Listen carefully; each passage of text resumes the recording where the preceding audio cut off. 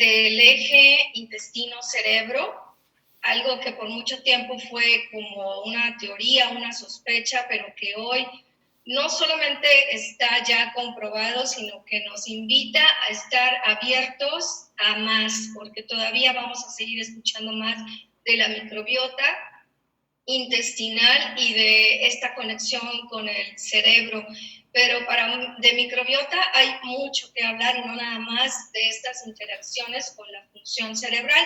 Así que, bueno, la plática es precisamente solamente ver acerca de esta conexión o este eje intestino-cerebro. Por ahí, bueno, se tituló Probiotics en déficit de atención e hiperactividad, pero yo quisiera que ustedes estén con la mente abierta, porque básicamente todo lo que voy a hablar aquí aplica para todas las situaciones, aplica para el ser humano en general, no nada más para niños de atención o adultos con esta condición. Es para mí, les decía, realmente difícil resumir en menos de una hora o en una hora algo de lo que, además de que me apasiona, algo de lo que se habla hasta 2 o 3 días exclusivamente hablando de microbiota intestinal. La verdad es que es todo un reto para mí, pero bueno, vamos a intentar hacerlo.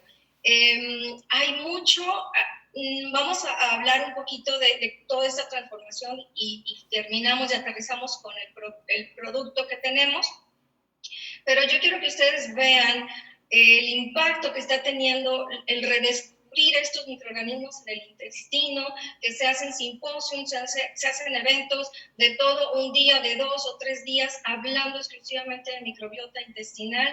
Les pongo aquí algunas de las imágenes de las instituciones que puntean esto, en donde se convocan investigadores. Una de ellas es Gut Microbiota for Health. Y bueno, vamos a empezar de lo que vamos a hablar hoy. Un breve contenido del tema de hoy es, vamos a hablar de microbiota antes y ahora, que sabíamos antes y que sabemos ahora de la microbiota, ese eje de intestino-cerebro, cuáles son esos mecanismos por los cuales se puede comunicar nuestro cerebro con el intestino y viceversa, y bueno, de qué se trata el tener una microbiota saludable, utilizando los probióticos o utilizándolos como una herramienta para lograrlo. Bueno, pues, ¿qué sabemos y qué sabíamos de la microbiota antes y ahora? Simple y sencillamente, con que podamos ver que el nombre cambió, ya nos da una idea de que no sabíamos nada y ahora sabemos mucho. De flora bacteriana intestinal, como se le llamaba hace años, incluso hasta hace poco, a microbiota intestinal.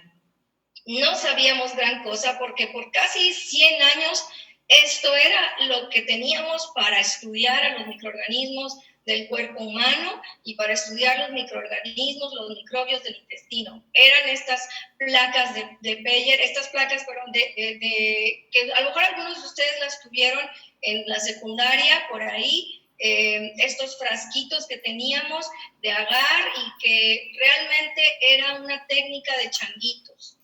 Es decir, cruzábamos los dedos y hacíamos changuitos de que creciera algo cuando íbamos a sembrar por aquí para ver qué crecía, y hasta ahí era todo lo que podíamos saber. ¿Qué creció? Si tiene forma de círculo, de coco, pues entonces le llamamos cocos. Y si tiene forma de bastón, entonces son bacilos. Y era todo. No sabíamos hasta qué más nos podía dar esta flora bacteriana.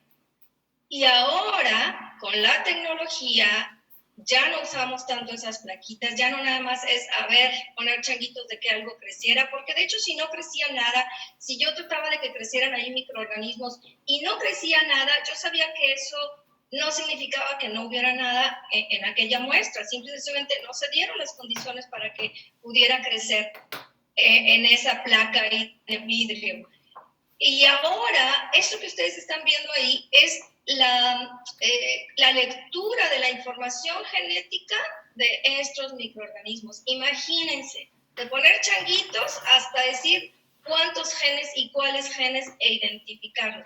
Es decir, empezamos a ver la información genética que traen estos microorganismos y los pudimos diferenciar, los pudimos clasificar y entonces pudimos ver más detalle o entender más detalle de esto. ¿Cómo empieza todo esto? Empieza por ahí de 1990 este es el precedente de la microbiota de hoy en día, de lo que sabemos de la microbiota de hoy en día. En 1990 empieza el gran proyecto del genoma humano, con la intención de descifrar todos los genes del humano y ver cuántos tenemos, qué información hay y para qué sirve. Termina este proyecto del genoma humano en el 2003, pero da pie a otro proyecto, porque resulta que nos dimos cuenta que no estábamos leyendo solamente genes del humano, estábamos leyendo genes que tenían otras características y decíamos, pues, caray, esto no parece ser del humano. ¿De quién es esta información genética? Pues resulta que es de los microorganismos que están en nuestro cuerpo. Y entonces termina el proyecto del genoma humano. Y en el 2008 empieza ya en forma el proyecto del microbioma humano. Termina el proyecto en el 2013, pero termina porque todo tiene una fecha y un calendario en cuanto a proyectos de investigación, pero la verdad es que esto abrió una caja de Pandora o una puerta a algo muchísimo más interesante. El poder leer estos genes y el poder identificar toda esta información de la microbiota realmente nos vino a abrir el panorama de una manera impresionante. Por ahí en el 2013 termina el proyecto. Yo iba revisando y estaba monitoreando mucho esto. Por ahí del 2010, 2011, esto capta mucho la atención para mí. Y en el 2012... yo más o menos, para mí ya en ese tiempo, para mí me queda claro que la microbiota jugaba un papel muy importante en la salud del ser humano y para mí fue claro que yo tenía que tomarla en cuenta en mis pacientes. Tan es así que para el 2013 o 2014, pues empezaron ahí algunos a llamarme la doctora de los probióticos, imagínense. Empieza entonces, como les decía, termina en el 2013 el proyecto, pero vean cómo con este proyecto del microbioma humano realmente empieza a haber más investigación, empieza a invertirse en esa investigación y el interés de la comunidad científica empieza a crecer y se dispara y sigue a la alza. ¿Qué pudimos entender con esta situación de la información que estábamos obteniendo de estos genes? Pues simple y sencillamente empezamos, como les decía yo, a clasificarlos un poquito más, a ubicarlos un poquito más, a entender que más del 90% son bacterias, pero que hay ciertos hongos, ciertos virus más de los que pensábamos por ahí. Pero fíjense lo interesante de esta gráfica. Todavía en amarillo, todavía hay una información genética de microorganismos en el intestino que no logramos identificar o que todavía no entendemos muy bien por dónde va la cosa. ¿Qué es esto? Esto es, o sea, tenemos genes identificados de esta microbiota intestinal. ¿Qué es esto? Los genes, imagínense que es una caja de switch o un tablero de control. Y tenemos genes identificados, tenemos botones que sabemos que están ahí, tenemos switch que sabemos que están ahí, pero no sabemos qué sucede si yo prendo o muevo ese botón. O sea, todavía no le encuentro una función a ese botón. Por eso les digo, hay para largo todavía con la microbiota. Y de lo que nos pudimos entender, gracias a esos genes, hay muchísimo más todavía, porque imagínense, si del ser humano se pudo decodificar 23,000 genes y de la microbiota 3 millones de genes, definitivamente nos sobrepasan por mucho y por eso les digo, todavía hay microbiota para rato e investigación al respecto. Pero lo que sí sabemos a este momento, una de las muchas cosas que hay y una de las cosas que quiero yo comentarles es que nos hemos dado cuenta que la relación de la microbiota intestinal con nuestro sistema inmune es muy, muy estrecha. Es realmente la microbiota intestinal la que va enseñándole a nuestro sistema inmunológico cómo reaccionar ante tal o cual microorganismo, tal o cual agente, cómo modular. Es como una tutora. para nuestro sistema inmunológico. Imagínense, depende nuestro sistema inmunológico de los microorganismos que tenemos en el intestino. Y obviamente la mayor parte de la microbiota que tenemos en todo nuestro cuerpo se encuentra en el intestino y es todo un ecosistema ahí dentro. Hay más de 20,000 funciones hasta el momento identificadas. Muchas de ellas tienen que ver con cuestiones neurobioquímicas, por eso el tema de hoy, que tiene que ver con déficit de atención, hiperactividad o funciones del cerebro. Hay más de 20,000, pero todavía hay muchas que no logramos dominar o entender del todo, pero hay muchas por ahí que para el tema de hoy quisiera resaltar. No nos queda duda que dentro de esas 20,000 funciones tenemos el papel de producir vitaminas o nutrientes. De alguna u otra manera dependemos de la microbiota intestinal para producirlos, para administrarlos, esos nutrientes en nuestro intestino. Y también, como viene ahí, enseñan al sistema inmunitario o inmunológico y pues ayudan también en la formación de neurotransmisores. Vamos a ver esto más rapidito y más adelante, pero hay muchísimas otras más. Esas 20,000 funciones tienen que ver con sistema cardiovascular, con rendimiento físico, tienen que ver con sistema músculo-esquelético. Realmente, como dice el doctor Paul Enck, que es el director de Gut Microbiota for Health, el logro más significativo para él fue entender que la microbiota intestinal tiene un papel con funciones muchísimo más allá del intestino. Así que, haciendo honor a lo que fuimos descubriendo, había que cambiar el nombre. El nombre de flora bacteriana intestinal se quedaba muy corto y entonces un nombre que le hace más justicia fue el de microbiota. Es el conjunto de microorganismos que habitan en nuestro cuerpo, formado por bacterias, hongos, virus, etc.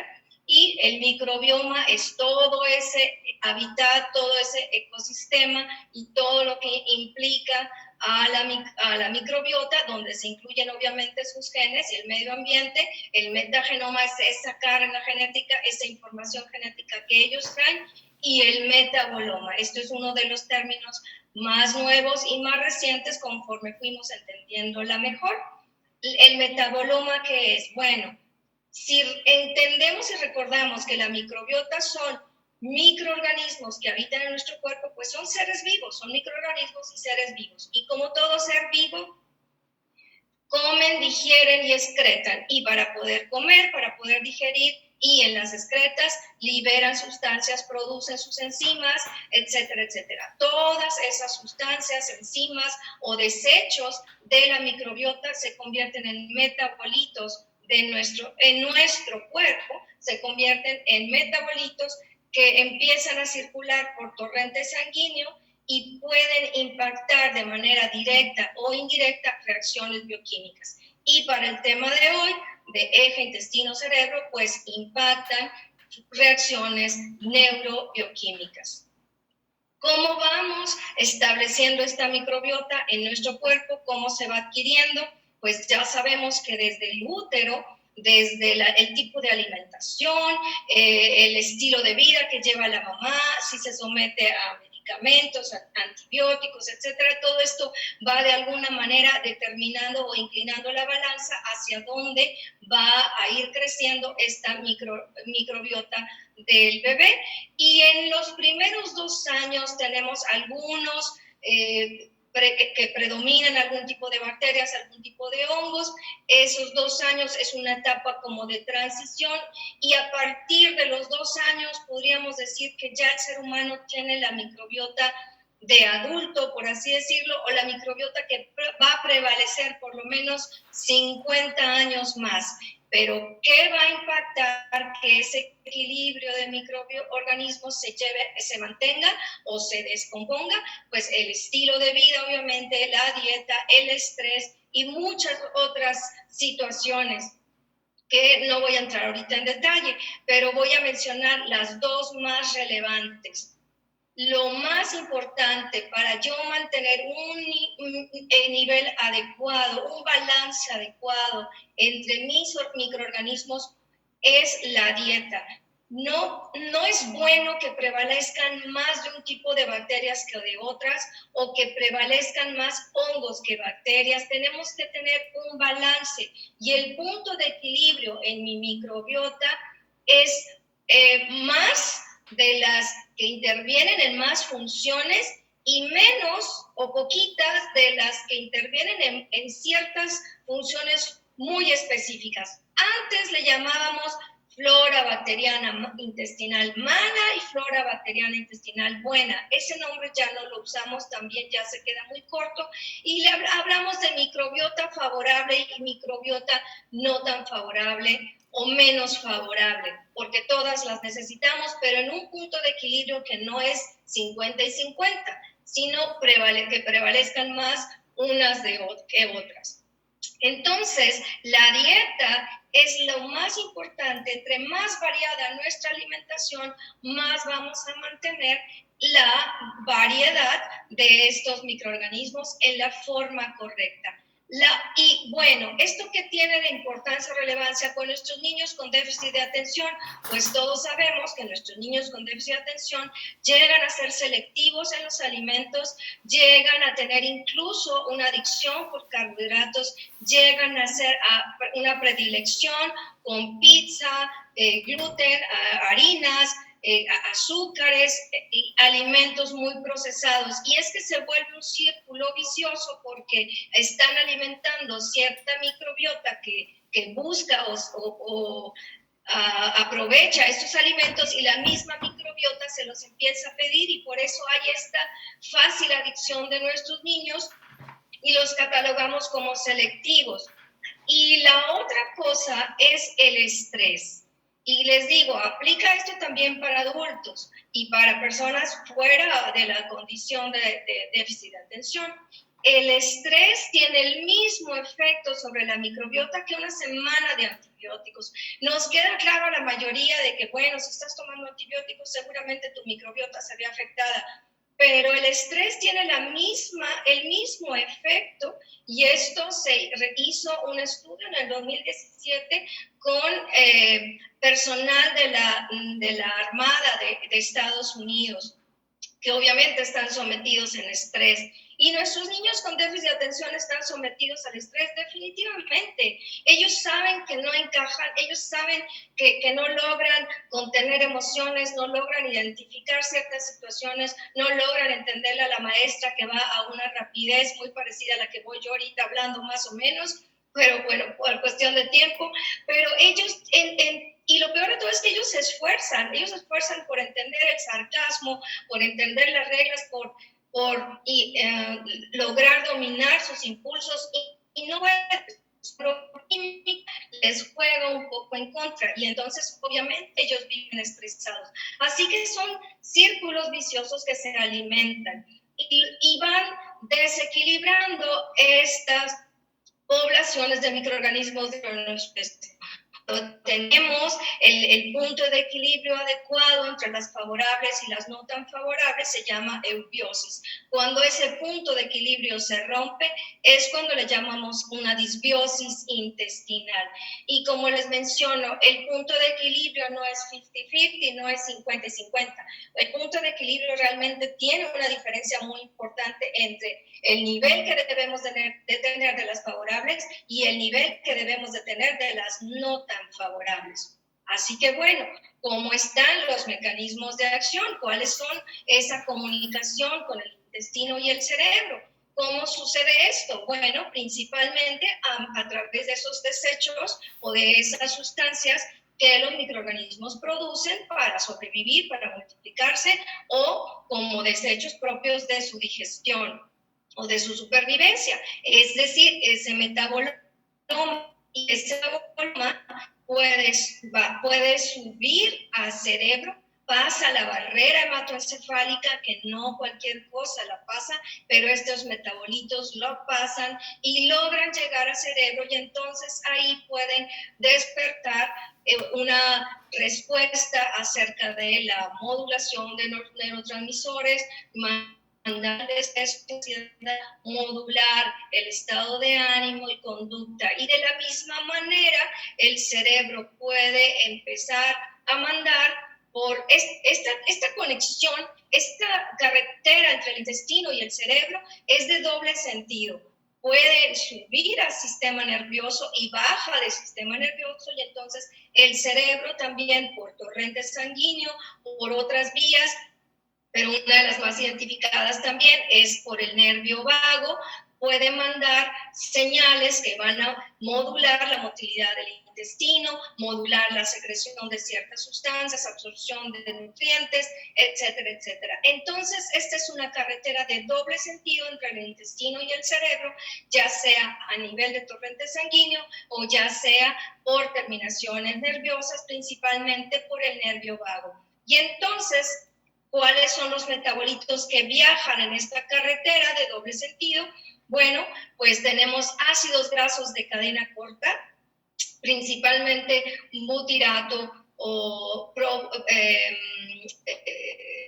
ácido acético, y tenemos otros como los ácidos biliares secundarios, que la microbiota tiene que modularlos. Obviamente hay ácidos biliares primarios que todos hemos sabido que en la vesícula se producen, etcétera, pero hay otros ácidos biliares secundarios que juegan otro papel, que nos ayudan a muchas cosas. La microbiota nos ayuda a su producción, pero bien importante, nos ayuda a modularlo, porque si no se controlan estos ácidos biliares pueden ser cancerígenos. Así que también tenemos, para temas de cáncer, la microbiota juega un papel importante. Los metabolitos de la microbiota sirven como sustrato o alimento a otras bacterias u hongos, organismos del intestino, es decir, se alimentan entre ellas y esto favorece el equilibrio. Modulan, gracias a sus metabolitos, actividades o funciones, porque ese metabolito va y directamente ya está en el diseño original de nuestro cuerpo, programado para que entre, o de manera extraordinaria va e impacta reacciones bioquímicas. Así que de manera directa o indirecta, estos metabolitos entran en la jugada de reacciones neurobioquímicas, pero esto obviamente en un equilibrio. ¿Qué pasa cuando hay una proliferación de las no tan favorables? Pues los metabolitos son otros, los que predominan son otros, como el 4-presol, el ácido málico, el acetaldehído, oxalatos, etcétera, etcétera. ¿Y qué pasa con estos metabolitos? Bueno, pues también pueden pasar barrera hematoencefálica y en esta carretera de doble sentido pueden empezar a desbalancear las cosas, de tal manera que para que un niño pueda tener una buena concentración, un buen enfoque, un buen control de impulsos, un buen análisis de qué es lo que me están pidiendo, qué es lo que me dijeron, leer por ahí el sarcasmo, leer, planear incluso, todas estas funciones ejecutivas, pues simple y sencillamente va a depender de qué microbiota está prevaleciendo. Es decir, si hay una eubiosis con un buen equilibrio o hay una disbiosis intestinal donde faltan incluso algunos microorganismos y hay proliferación de otros que no nos conviene tanto.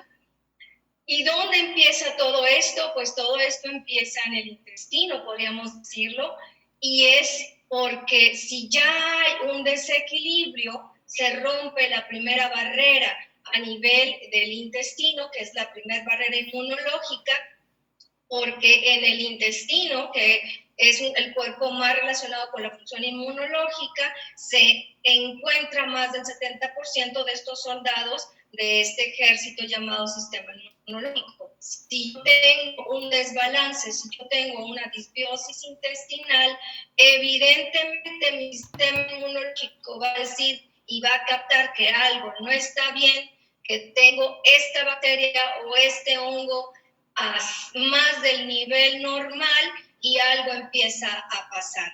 Es igual como en el carro, en el motor, en la computadora.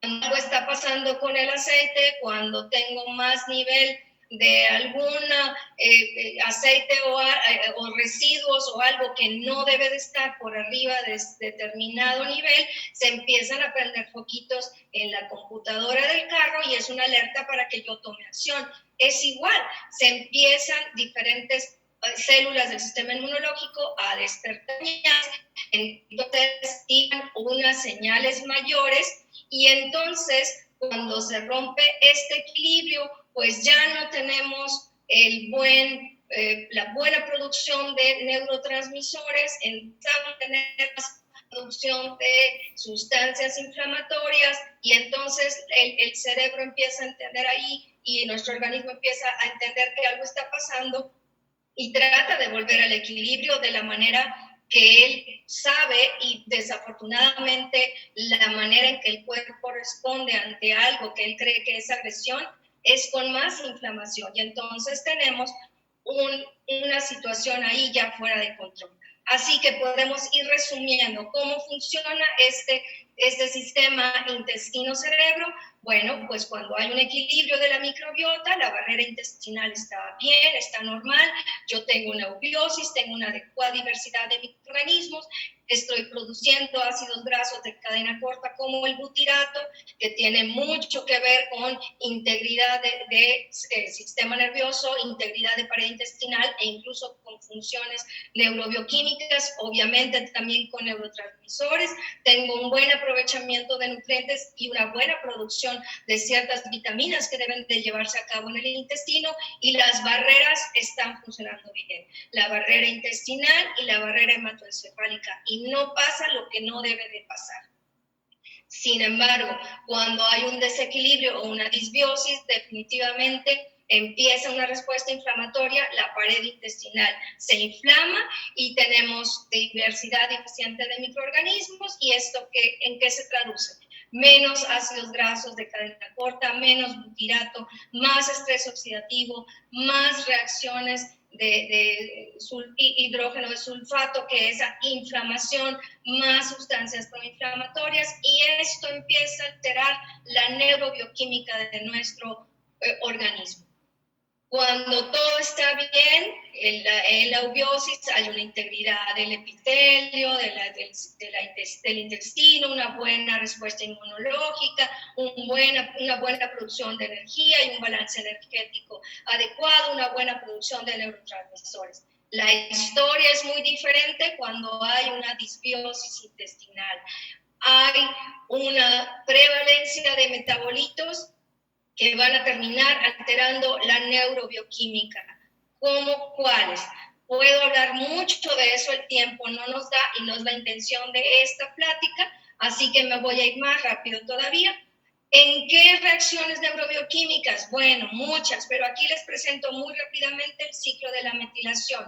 Son engranes, son círculos que si funciona el primero, puede funcionar el segundo, el tercero, el cuarto y termina en el quinto, que es la producción de energía. Es dentro de la mitocondria y entonces puedo producir energía para todas las funciones de mi cuerpo. No es solamente energía para correr, es energía para el corazón, para el pulmón y para el cerebro. De hecho, el cerebro es uno de los órganos que más energía consume.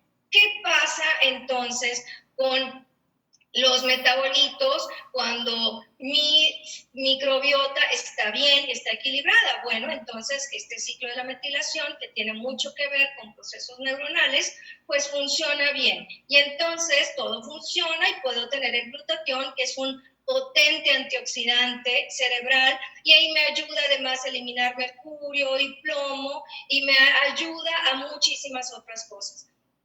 Ese estrés y esa fatiga mental puedo irla equilibrando si tengo un buen nivel de ciertas sustancias, entre ellas el glutatión. Si todo está bien, entonces puedo tener esta función adecuada del ciclo de la metilación, y esto implica un buen nivel de neurotransmisores como la serotonina, que es la hormona de la felicidad, todo está bien, no pasa nada, o la dopamina, que es la que me ayuda a ponerme alerta en ciertas situaciones.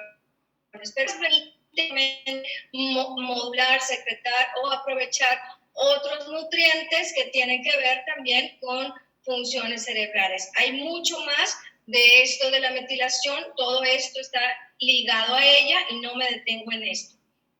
¿Dónde termina el ciclo de la metilación? Decíamos en el ciclo de Krebs o el ciclo dentro de la mitocondria que se encarga de producir energía, y les decía yo que el cerebro es uno de los órganos o sistemas que más energía consume.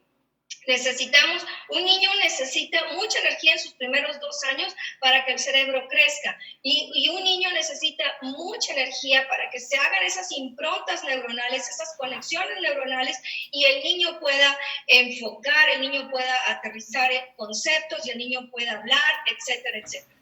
Entonces, demanda de mucha energía. ¿Qué pasa cuando hay una disbiosis intestinal? Pues estos metabolitos llegan hasta la mitocondria, donde se lleva a cabo el ciclo de Krebs, y metabolitos de hongos como la Clostridia y su metabolito llamado ácido propiónico bloquea esta enzima llamada succinilcoenzima A.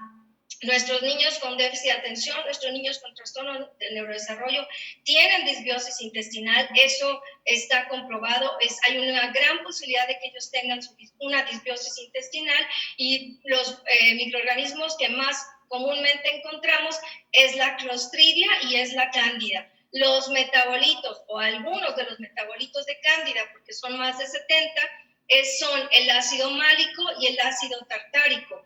¿Qué pasa con estos metabolitos? Inhiben la enzima fumarasa.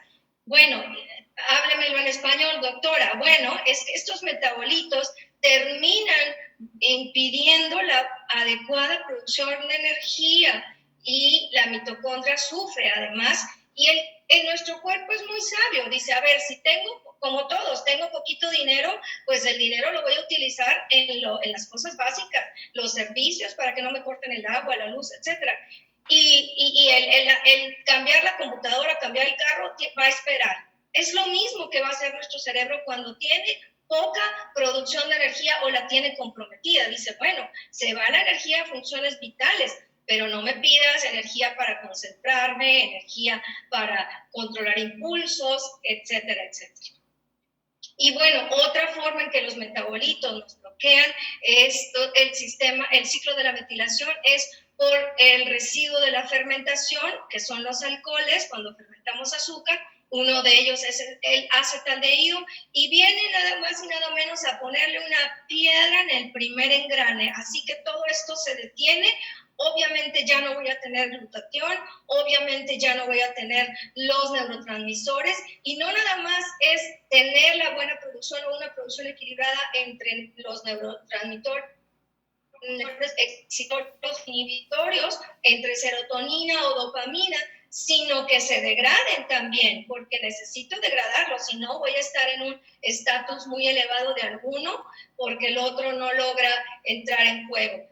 Esta es otra de las situaciones en nuestra neurobioquímica, con residuos de metabolitos, o de microbiota, pues no tan favorable. El 4-cresol o el HPA que está ahí circulada son otros de los metabolitos de especies de algunas bacterias, principalmente de Bacteria. ¿Qué pasa? Bueno, pues ellos inhiben y bloquean, van y estorban la acción de una enzima que se llama dopamina beta hidroxilasa. ¿Y qué tiene que ver esto? Bueno, yo produzco dopamina, pero una parte de mi dopamina se tiene que convertir a noradrenalina. La dopamina es un estado muy primitivo de alerta. Eso lo tenemos para la primera respuesta, porque escuché un ruido y en lo que sé si entró un ladrón o escuché un rugido, ¿verdad? Pues no sé, de león. Entonces, ¿qué hago? Todos mis sistemas se ponen en alerta y no filtro. Empiezo a escuchar hasta la hoja más pequeña que se mueve, porque es un estado de supervivencia, y la dopamina viene de esta parte muy primitiva. Si se convierte a noradrenalina, entonces ya la noradrenalina me dice, sí escuchaste un rugido, pero tranquila, es de la tele, no está el león atrás de ti. ¿sí? O, sí, se cayó la limonada, no pasa nada, la limpiamos y hacemos más limonada. Nuestros niños con déficit de atención o trastornos del neurodesarrollo, o incluso dentro del espectro autista, que tienen sus crisis, muchas veces están en un estado dopaminérgico, porque no pueden convertir la dopamina en noradrenalina. Y entonces son niños ansiosos, irritables, hasta con ciertas conductas obsesivas o muy inflexibles, conductas muy rígidas. Otra de las situaciones que tenemos con los microorganismos cuando se desbalancean es que sus propias partículas atraviesan la mucosa y todavía van y le pican más las costillas al sistema inmunológico, el cual lo reconoce como algo que no debe de estar en exceso y se despierta una respuesta inflamatoria más extensa, más permanente y se retroalimenta en un ciclo vicioso. ¿Cuál es la relevancia de esto? Pues que por allá del 2011, 2010, hace ya 10 años, pues se hablaba de que esta inflamación que empieza a surgir en las paredes del intestino logra subir a cerebro, atraviesa la barrera hematoencefálica y activa y les van de chismosas esas sustancias a darles la queja a sustancias inflamatorias que tenemos en el cerebro. Así como tenemos en la pared intestinal, también hay sustancias del sistema inmunológico en nuestro cerebro, así que les llega la señal, algo está pasando, hay fuego en la casa y se activan y se vuelve un ciclo vicioso porque quien nos ayuda a apagar ese fuego es el glutatión, pero ya lo traemos en números rojos por otra situación y hay un conjunto de cosas que van favoreciendo lo que llamamos esta neuroinflamación. En el 2010 era una propuesta, para el 2020, este artículo es de junio, hace 2 meses de este año, y queda claro, no hay duda, la inflamación que está sucediendo a nivel del intestino, el intestino permeable y todas estas situaciones que despiertan esta respuesta inflamatoria crónica, trae como consecuencia situaciones neurobioquímicas no muy favorables a nivel del sistema nervioso. Pero no nada más es lo que se produce y los metabolitos que se producen, sino lo que se deja de producir cuando hay inflamación crónica, cuando faltan las bacterias que nos ayudan a otras reacciones favorables y faltan las bacterias que producen el Brain Derived Neurotrophic Factor o factor neurotrófico derivado de cerebro, que tiene mucho que ver con la neurogénesis de esa neurona, sinapsis, plasticidad cerebral, etcétera, etcétera. Es decir, este factor está involucrado en la salud de las funciones cerebrales, sin duda. ¿Y qué lo bloquea? ¿Qué lo estorba? ¿Qué nos disminuye su producción? Obviamente el estrés, es el estrés oxidativo, la inflamación y, obvio, la disbiosis intestinal. Así que no queda duda, la conducta, la función cerebral puede modularse y puede verse afectada positiva o negativa intestinal desde el 2013, desde el 2010, 12 por ahí, y hoy nos queda claro. Este artículo es de septiembre, es de este año, en donde pues ya se establecen las posibles vías por los cuales los niños con déficit de atención o hiperactividad tienen estas cuestiones o estas condiciones por una microbiota alterada. Es decir, definitivamente ellos tienen una disbiosis intestinal y queda bien establecido que ya sea por metabolitos, por las propias estructuras de las paredes de las bacterias, por la simple y sencilla presencia en desproporción, pueden despertar unas respuesta inflamatoria y se altera toda esta situación. La microbiota entonces juega un papel muy importante en funciones cerebrales y no cabe duda, y no nada más es obviamente en niños con déficit de atención. Tenemos mucha investigación ya acerca de enfermedades neurodegenerativas como el Parkinson, Alzheimer, etcétera, etcétera. En el 2010, 2011, les decía por allá que pues yo empecé a seguir muy de cerca esto de la microbiota, me fascinó, me encantó, me respondió muchas dudas que yo traía, muchas preguntas más bien que yo traía, de tal manera que para el 2012, 2013, en todos mis pacientes la dieta y la utilización de probióticos era parte de la herramienta terapéutica. Y allá por el 2011, que yo empezaba a compartir esto con mis colegas, o el 2013, pues obviamente no les caía mucho el 20, obviamente esto era algo medio loco, y pues yo de disruptiva, ahí andaba, como les decía, que hasta me pusieron el apodo de, sí, vas a ir con la doctora de los probióticos. Pues bueno, la doctora de los probióticos estaba escuchando todas estas instituciones y simple y sencillamente, yo creo que también el Instituto Karolinska, de donde sale el comité que elige al Premio Nobel de Medicina, pues andaba igual de disruptivo que yo, ¿verdad? Porque también ellos empezaron a hacer sus publicaciones al grado que ya ellos mismos hacen su simposio. Y ahora, entonces, ¿qué vamos a hacer cuando sospechamos que hay una disbiosis intestinal? Y la verdad es que ni siquiera necesitamos sospecharla. Vives en el siglo XXI, no comes comida orgánica, vives estresado, no tienes un estilo de vida tan favorable, de repente te tienes que tomar un medicamento, un antibiótico, dale una ayudadita a tu sistema, a tu salud en general más bien, y utiliza los probióticos. ¿Cómo vamos a favorecer la microbiota más saludable? Bueno, con la alimentación, como yo les mencionaba, a veces tenemos que usar ciertos medicamentos porque ya la proliferación está muy excesiva. Obviamente favorecer vías de detoxificación, hábitos de detoxificación y probióticos, que es en lo que nos vamos a concentrar el día de hoy. Pero ¿quién nos va marcando la pauta acerca del probiótico que yo quiero hacer? O sea, no es porque a mí me dio la gana y voy a hacer un probiótico. Tengo que seguir ciertas pautas, y los 4 grandes organismos, podríamos decir, que es la Organización Mundial de Gastroenterología, que nos da sus guías, la FAO, que depende de la OMS, y obviamente la Asociación Internacional de Prebióticos y Probióticos y la Asociación Internacional de Probióticos. Sobre todo estas últimas dos, que conjuntan todas las investigaciones que hay en la mesa sobre microbiota intestinal a nivel mundial por hospitales o instituciones, y que establecen estos parámetros o perfil o requisitos que debe de tener un probiótico.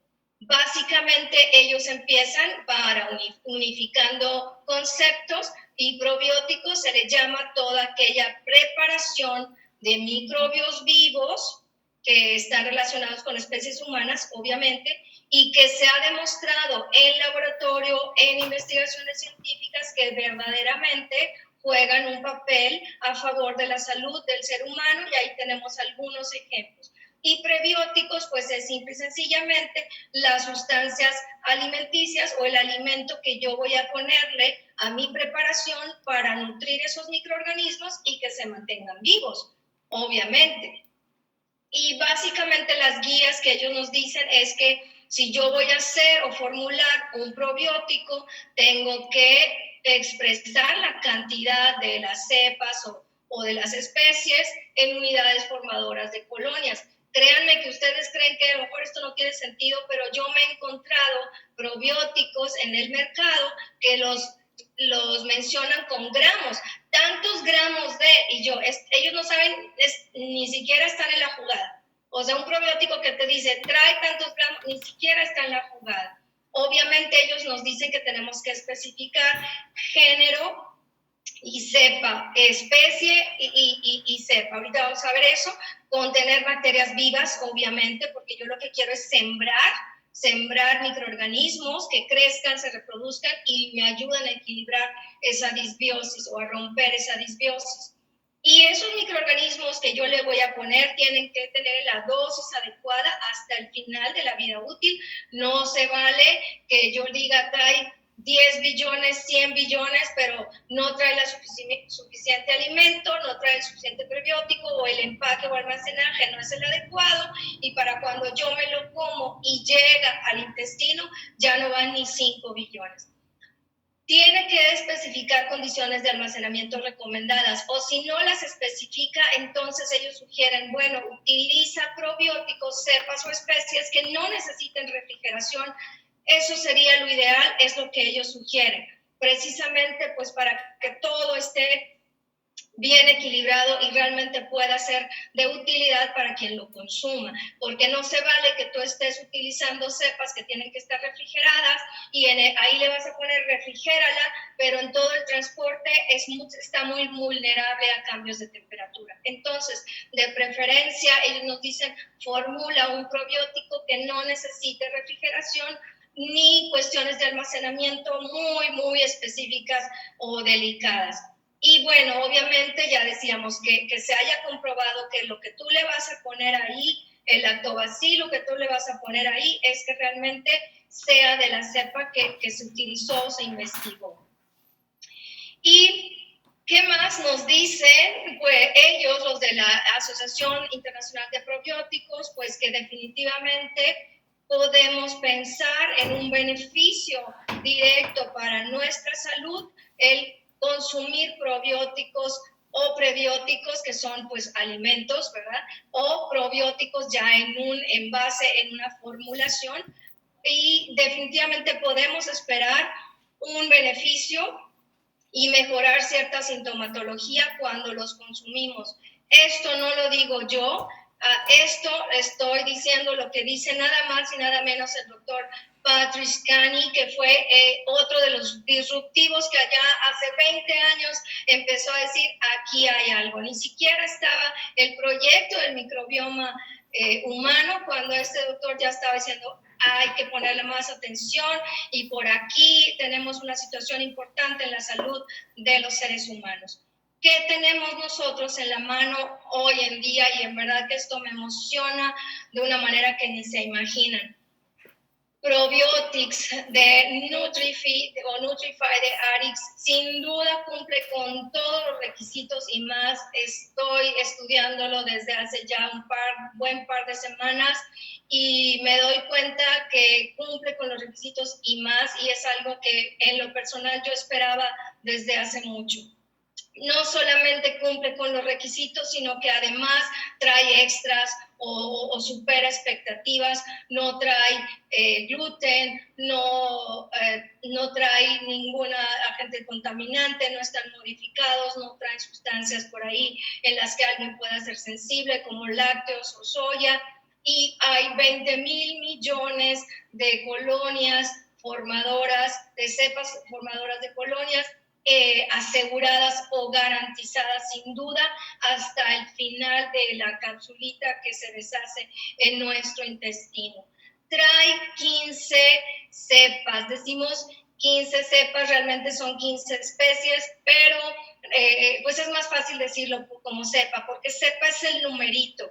El IAPS y el IAP nos dicen que tiene que estar utilizándose unas especies o unos microorganismos en donde se haya comprobado en laboratorio. Es decir, un laboratorio dijo, yo me voy a agarrar los Lactobacillus plantarum y voy a hacer investigaciones con animales, con personas, y voy a documentar que realmente este Lactobacillus plantarum con tal situación, yo le pongo mi moñito y es mi hijo. Eso es la cepa. Entonces, es como si tuviéramos un equipo de gimnastas que van el representativo, ¿no?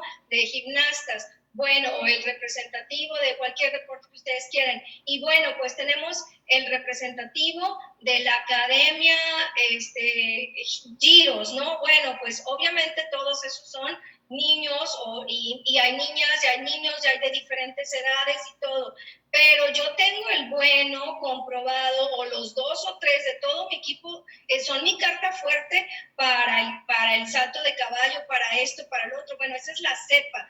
Todos pertenecen a un género o a algunos a otros especie y luego ya tengo los determinados porque lo he comprobado. Esto es, la género, por ejemplo, sería donde dice la primera opción, Lactobacillus gasseri, el género Lactobacillus, la especie sería gasseri y la cepa es un número o una letra. Tenemos más de 15 y empezamos muy rápido. Obviamente, por cuestión de tiempo no puedo hablar de las 15, pero voy a hablar de unas. Bifidobacterium lactis, uno de los más estudiados. Aquí pueden ver ustedes en su pantalla, no voy a leer toda la información, solamente resalto un poquito más oscuro las funciones o las acciones en donde nos pueden venir a hacer clic con el tema de hoy de neurobioquímica o funciones cerebrales. El lactis, en combinación con otras cepas, puede modular síntesis de hormonas o enzimas o incluso neurotransmisores. Lactobacillus rhamnosus, muy ligado a procesos alérgicos, de apoyo obviamente para procesos alérgicos o inmunológicos, produce ácido láctico. Esto impide el sobrecrecimiento de unas que no queremos, pero ayuda y favorece el crecimiento de otras. Repara la pared intestinal y mantiene la integridad intestinal. Esto es bien importante porque no queremos ese intestino permeable que prenda una respuesta inflamatoria descontrolada, ni que pasen metabolitos o toxinas que no queremos. Y obviamente fortalece también la barrera hematoencefálica. Imagínense qué interesante esto. Todavía protegernos de todas esas toxinas que gracias a la nanotecnología desafortunadamente están pasando barrera hematoencefálica y ayuda a que los receptores de un neurotransmisor llamado GABA estén activos y en mejores condiciones. Lactobacillus acidófilos.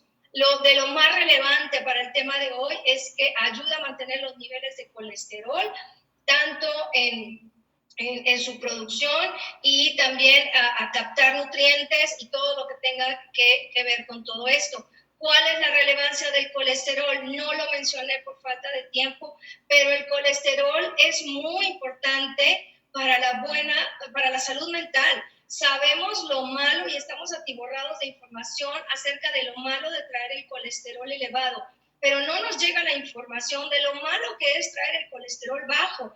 Y en personas con depresión, con ansiedad, en niños dentro del espectro autista, en niños con déficit de atención, encontramos el colesterol bajo. Así que necesitamos, y el colesterol es grasa y el cerebro, más del 60% de su peso es grasa, obviamente grasa buena, pero el colesterol está ahí metido, está involucrado y además se encarga de activar el receptor en donde se va a unir la oxitocina, y la oxitocina es la hormona de la socialización.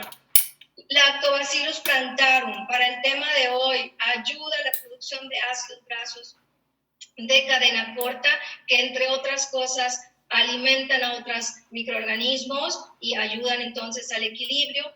Tienen propiedades antiinflamatorias, nos dan saciedad, entonces ya no estoy con estos cravings, y además obviamente también la salud intestinal. Uno de los ácidos grasos de cadena corta es el butirato, que tiene un papel muy importante en neurobioquímica.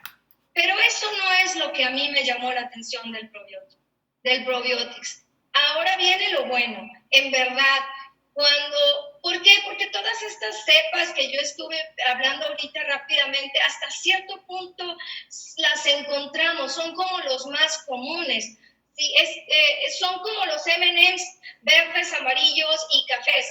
Pero cuando te salga el M&M's rojo, ¿no? O el M&M's negro, wow, esa bolsita de M&M's vale oro. Bueno, este probiótico, lo que a mí en verdad que casi me salen las lágrimas en verdad cuando supe de las cepas que tenía, es que dentro de estas 15 cepas están, sí, las más estudiadas, las más comunes, y que hasta cierto punto, pues es la canción del lado A que todo mundo se sabe. Bueno, ya con esto revelé mi edad, porque los millennials no saben lo del disco del lado A y el lado B del disco, ¿verdad? Pero bueno, estos microorganismos que están ahí son el lado A, que nos encanta y todo, pero muchas veces el éxito y el disco de oro era gracias al lado B. Y en verdad, cuando yo vi estos otros, se me quisieron salir las lágrimas literalmente, porque mi equipo de doctoras y nutriólogas, cada vez que veníamos de algún congreso, de algún simposio o alguna actualización de la medicina funcional, decíamos ojalá, y hay que buscar un probiótico que traiga esto, y hay buscar un probiótico que traiga lo otro. No puedo hablar de todos, pero vean nada más la maravilla de cosas que tenemos en el probiótico. Bacillus subtilis. Bueno, tienes que buscar con lupa y mandarlo a traer desde el otro lado del charco, si es que lo encuentras, un probiótico que tenga el Bacillus subtilis, pero en conjunto con otros para hacer una sinergia, que es lo más relevante del tema de hoy, de salud neurobioquímica o de funciones cerebrales. Vean nada más y nada menos, él solito, ya están no lo digo yo, ahí están las investigaciones, ahí están las referencias. Él solito tiene un efecto neuroprotector y retarda el envejecimiento. Súper bien estudiado esta función. Produce directa e indirectamente la serotonina, el neurotransmisor de la felicidad. Es formador de esporas y por eso es la espada y el escudo para combatir nuestro coco en los niños con trastornos de neurodesarrollo, que es la Clostridia y la Cándida.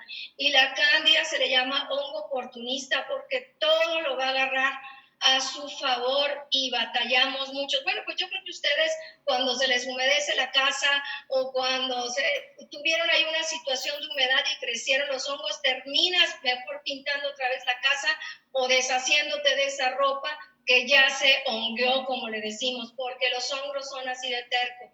Los microorganismos que forman esporas ayudan a combatir por muchos ángulos a esta cándida tan terca que es nuestro coco. Bifidobacterium longum. Bueno, ¿qué les puedo decir? Muchas cosas. Modula la producción y la actividad del factor neurotrófico derivado del cerebro. ¿Quieres tener neurogénesis? ¿Quieres tener concentración? ¿Quieres mejorar tu memoria? ¿Quieres mejorar tu estado de ánimo y ya no andar moqueando por todos lados, triste y deprimido, ansioso? Tienes que asegurarte que tu probiótico tenga Bifidobacterium longum, Saccharomyces boulardii, señoras y señores. O sea, vamos subiendo del Mercedes al Ferrari y al, no sé, Lamborghini, ¿ok? Se aisló por primera vez por el doctor Henry Boulard, por eso lleva su nombre. Y bueno, además de que tiene actividad sobre las enzimas digestivas y los procesos inflamatorios, pues produce principalmente el butirato, ese ácido graso de cadena corta tan necesario para integridad de funciones neurobioquímicas y elimina el biofilm de la cándida. Nuestro coco, el biofilm es pegamento y la cándida se pega a la pared intestinal, crece como racimo de uvas. Con todo lo que hacemos, cortamos las ramas de la uva, pero el pegamento y el biofilm ahí se queda. ¿Y cómo nos da lata? Bueno, Saccharomyces boulardii. ¿Quieres eliminarlo? Necesitas microorganismos que formen esporas y necesitas el Saccharomyces boulardii, que prácticamente pudiéramos decir que tiene por él solo un efecto antimicótico. Lactobacillus reuteri, ya con esto estoy terminando. Reduce ansiedad y depresión, comprobado en estudios de laboratorio, tiene efectos ansiolíticos. Hay estudios de laboratorio con grupo control de pacientes con ansiedad a quienes les dieron este probiótico y a quienes les dieron ansiolítico, y los resultados son muy, muy alentadores con el L-reuteri. Obviamente también modula receptores de GABA y se cree que precisamente por esa vía es por la cual que nos ayuda como un efecto ansiolítico. No terminaría de hablar, pero con los últimos de todos estos que les digo que es el plus que yo le vi a Probiotics, pero con estos, lo digo yo, No lo dice Arix, ¿sí? Para que no vengan echando culpas ni nada. Esto sí me atrevo a aventarme yo esta hablada, como dicen la doctora Leslie Cisneros, después de estar analizando los probióticos que tiene Probiotics, más toda la literatura, más todo lo que he escuchado, al menos en los últimos 5 años, sobre microbiota, los congresos que voy, en las investigaciones que participo o leo, en base a la definición del doctor Timothy Deenan del 2013, en donde dice aquellos probióticos que tienen microorganismos capaces de producir y administrar sustancias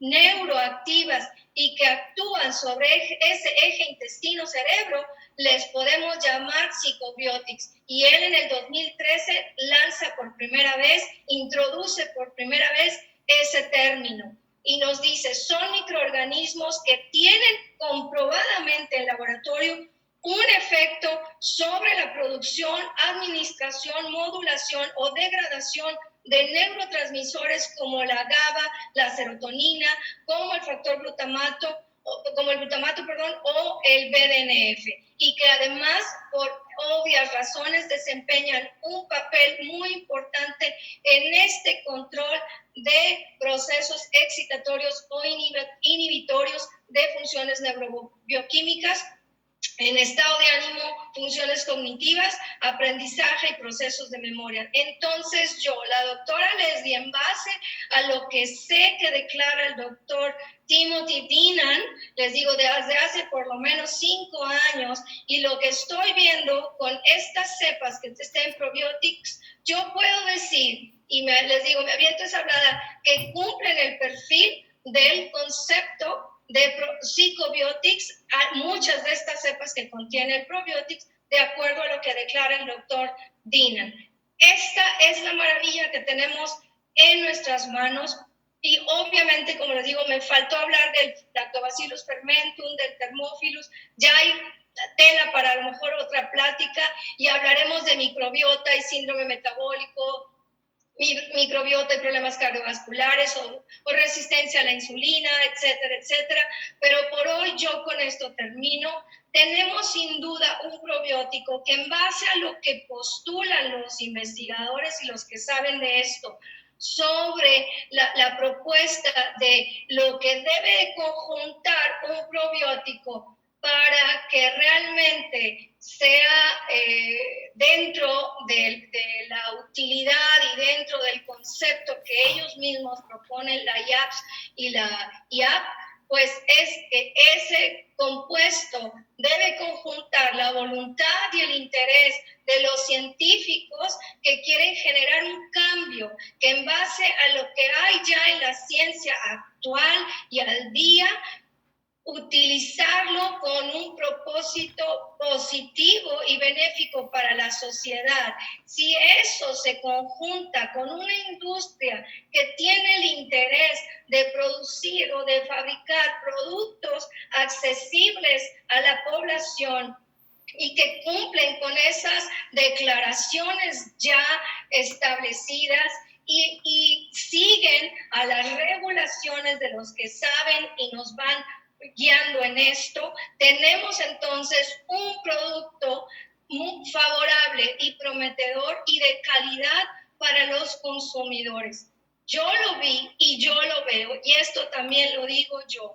¿Tenemos esos científicos con ese interés? Por supuesto que lo tenemos, y el doctor Alberto Peña, ya ahora estrenándose oficialmente en el Comité de Asesoría Científico. Tenemos esa parte de científicos que quieren aterrizar a la clínica, la investigación científica en la tendencia y en el momento. Claro, lo tenemos. Lo conjuntamos con una empresa que sabe escuchar, que quiere realmente producir o elaborar estos compuestos, y dispuesta y con oídos abiertos a lo que dicen los científicos y conjuntarlo a lo que dicen los que van regulando esto, con el objetivo de que todos nosotros, mortales simples, logremos tener un producto que nos beneficie. Sí se puede, cuando se quiere y se logra. Y Probiotics es un ejemplo de esto y más, por mencionar uno. Para mí aquí se conjunta todo. Así que no le busquen porque no van a encontrar. Recuerden, se los está diciendo la doctora de los probióticos. Yo con esto ya estoy terminando, ahora sí. La doctora de los probióticos les dice, no van a encontrar. Si quieren buscarlo en todo México, no hay un probiótico igual. Y créanme, no soy tan pesimista. Cada 5 o 6 meses me echo, o verdad, o me echaba un clavado en el directorio, en el PLM y en otras, en Google, a ver si ya tenemos algo en las farmacias más accesible para nuestros pacientes, de nomás ir y comprarlo a la farmacia. No lo hay. Así que yo tenía, y mi equipo tenemos que voltear a ver a Estados Unidos o a otras partes del mundo, y lo que conozco de Estados Unidos, no pongo aquí el mapa porque no me echo tantos clavados, pero hasta en Estados Unidos y lo que hay, pero me atrevo a decir que hasta el tercio o el 50%, no sé, de lo que yo conozco de probióticos que se mueven en Estados Unidos, tampoco lo van a encontrar. Pero bueno, de México sí sé, no lo busquen porque no hay otro producto como Probiotics. Y la verdad es que yo le doy gracias a Dios por la vida del doctor Alberto Peña. Gracias, doctor, por no quitar el dedo del renglón. Porque ustedes no saben, ya terminé ahora sí, pero ustedes no saben, y yo creo que el doctor Alberto Peña no se acuerda, pero yo tengo muy presente una conversación que tuve con él en el 2015 en Colombia, donde nos tocó coincidir en una serie de conferencias y en una conversación muy nerd, muy de científicos, como siempre, hablando de productos, mientras estábamos en el carro esperando que nos llevaran a comer, pues estábamos hablando de ingredientes y el tema era probióticos, ¿verdad? Y yo tengo muy presente en el 2015 cómo terminó esa conversación, si no es que fue en el 2016, pero esa conversación terminó con un ojalá tengamos pronto un probiótico nuevo. Ojalá tengamos pronto un probiótico innovador, diferente. Terminó con expectativas y se cumplió. Por eso digo, gracias, doctor Alberto Peña, porque no quitaste el dedo del renglón. 4 o 5 años después, ese ojalá se aterriza, se fructifica y tenemos hoy este probiótico. Gracias a Arix, la compañía, por saber escuchar, porque propuestas sí hay. Créanme, yo sé lo que les digo, propuestas sí hay de los que estamos deseosos de más herramientas para el beneficio de nuestros pacientes sin efectos colaterales como los medicamentos que claro, sintéticos y de patente y de farmacia que claro los utilizamos, pero más opciones de productos como estos sin efectos colaterales, más efectos benéficos. Gracias por saber escuchar. Gracias a ustedes también por sostenerse y permanecer hasta ahorita. Y yo con esto doy por terminada la conferencia. Así que don't worry, be happy, keep calm and take probiotics. Keep calm and take probiotics. Hasta la próxima. Muchísimas gracias.